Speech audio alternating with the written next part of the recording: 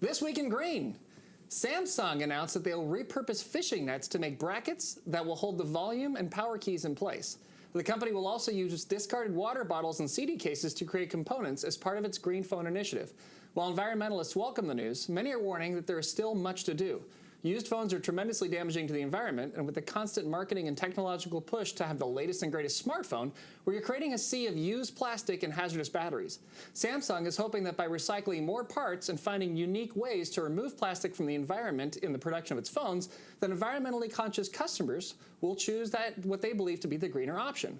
One group that is lining up to buy the Samsungs are tuna fish. Activist and tunamitarian Hobart Elbowfin was interviewed outside of a Best Buy in Pawtucket, where he urged the tuna to join a cause. A lot of tuna don't realize how many of us are literally eaten because of fishnets. By purchasing these phones, we help the environment and we help each other. He then started rambling on about producing tuna-safe dolphin nets for a change or something like that. But that was the end of the quote. Oh my gosh, unbelievable. Can you believe it? Yes, I can't believe that's happening. And that tuna was angry. He was very angry, and understandably so, I thought. I haven't been to Pawtucket in ages, but I need to get back there. I think it's Pawtucket. I think I actually pronounced it wrong. So the people of Pawtucket, I'm so sorry. I'm reading a teleprompter and getting better at it.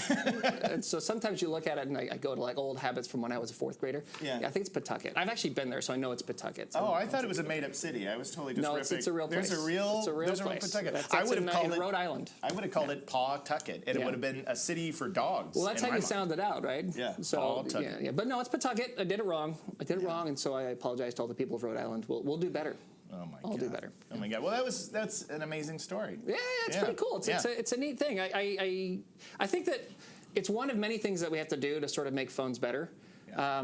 Localized production to me is still a big factor, and I think that while using less plastic is a big deal, the biggest problem is still going to be the battery. Yeah. Which seems to be a theme, I feel like, on our show lately. Like, how are we going to fix that? Yeah. But like localizing where you do that and how you produce it is the biggest issue, because if you're shipping phones and shipping parts and shipping materials all over the countryside, it's just not as good for the environment. So I think that's a big deal.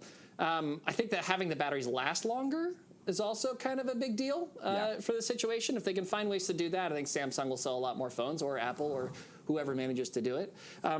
Because between the battery dying and then the fact that the upgrades on the phones are generally memory intensive, most people find, like their phones are worthless not worthless, but not very usable after about 3 years. It's very true. The average, I think it's 90%. Yep, that's what number I got here. 90% of smartphone users replace their phone within 3 years.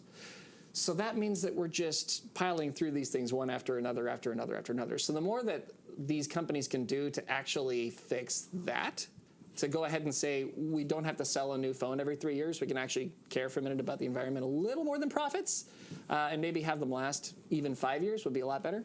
Because that's the biggest thing that's destroying the environment, is the fact that people throw them away essentially after, or they give them back, but we're making a lot of waste. Yeah, absolutely. And these stories even, come into our personal life. Noel and I were just talking the other day. I was saying my current phone is starting to go down right as I've almost completely paid it off. And it had been on that life cycle. And we were talking about how the manufacturing process, this is something that affects everybody in their day-to-day life. We would love to be able to hold on to devices much longer if it was built to last. And so I think that would be a major development. Yeah, unfortunately, all the companies have learned from the razor companies, right? Like you used to have a straight blade, and it was one, and you had it your whole life. You might have got it from your grandpa, but so long as you took care of it and you sharpened it, you only needed one razor. Suddenly, everybody's got these temporary razors where you place the blades for $50 for a box. Yeah. And that kind of went to, okay, let's do the same thing with medicine. Instead of curing people, let's just mask the symptoms. Yeah. And now it's in phones and in cars and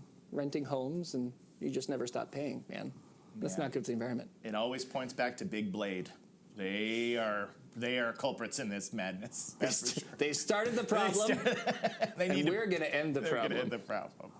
Great story. We'll have more for you soon.